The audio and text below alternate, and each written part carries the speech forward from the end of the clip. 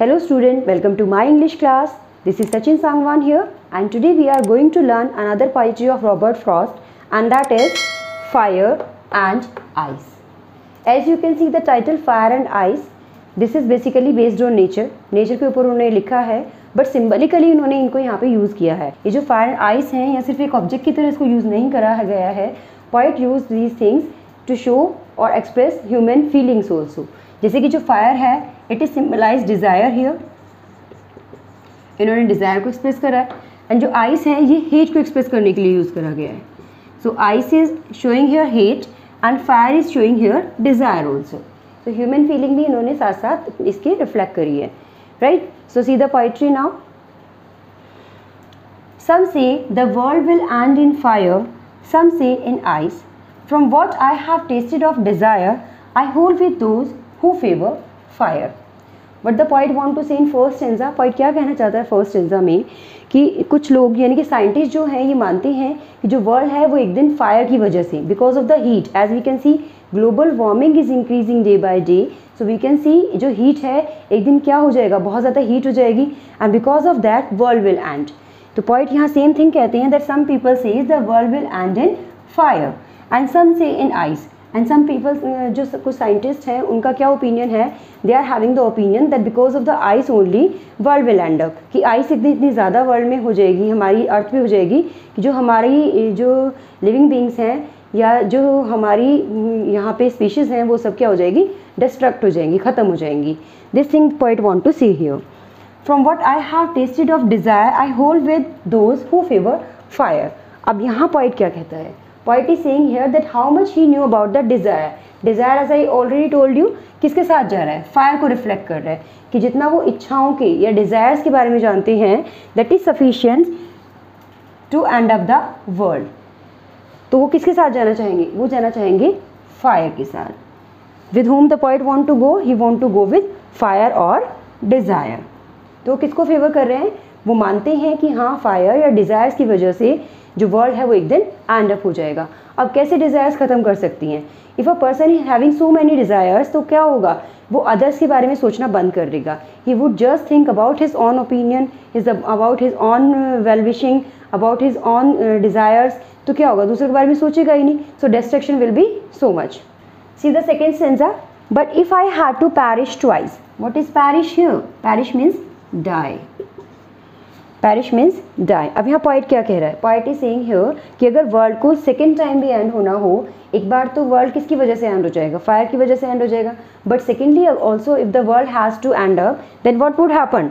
I think I know enough of hate. तो अभी poet किसके साथ जा रहा है? हेट के साथ. तो क्या कहते हैं poet कि जो हेट है that is also be sufficient to end up the world. Hate और वी में से आइस, हेट और वी में से आइस. आइस कह दे या हेट कह दे, both are same here according to point. To see that for destruction ice is also great and would suffice. But the point is saying destruction के लिए ice is also sufficient, great and suffice. Suffice means sufficient. कि अगर हम कहें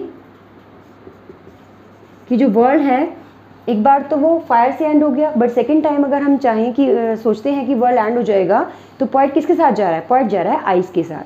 कि because of hate also the world में and, कि hate की वजह से भी या कह सकते हैं आइस की वजह से भी जो वर्ल्ड है वो एंड हो जाएगा. अब हेट की वजह से कैसे एंड हो जाएगा? So many people are living in this world. अगर वो एक दूसरे से हेट करें, कोई किसी की रिगार्डिंग कोई वरिड ना हो, किसी के बारे में सोचे ना, जस्ट अपने बारे में सोचें और बिल्कुल इमोशन लेस हम लोग हो जाएं, इमोशंस हमारी ख़त्म हो जाए, देन व्हाट वुड हैपन? तो ह्यूमन सोसाइटी है वो क्या हो जाएगी? एंड अप हो जाएगी. Similarly the world will and.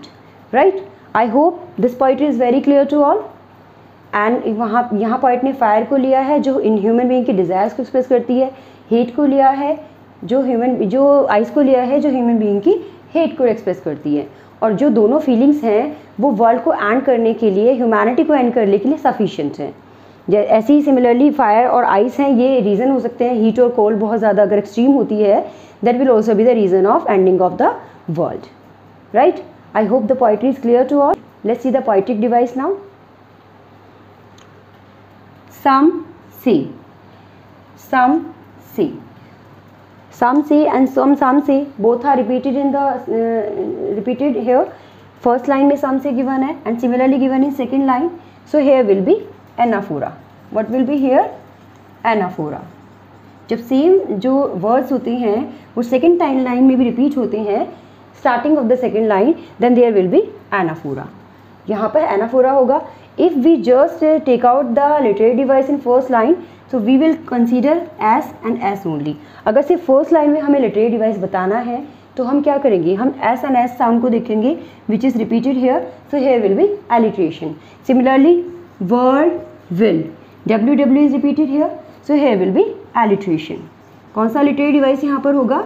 Hair will be alliteration.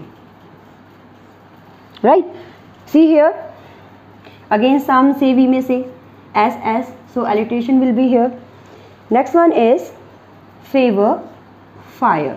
Repetition of FF is given here, so here will again be alliteration.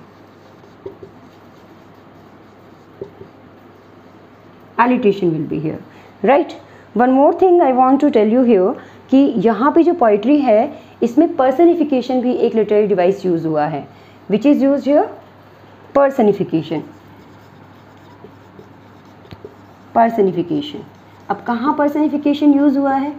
Fire and ice, these are just two objects, but poet ने इनको एक destruction करने वाले की तरह देखा है.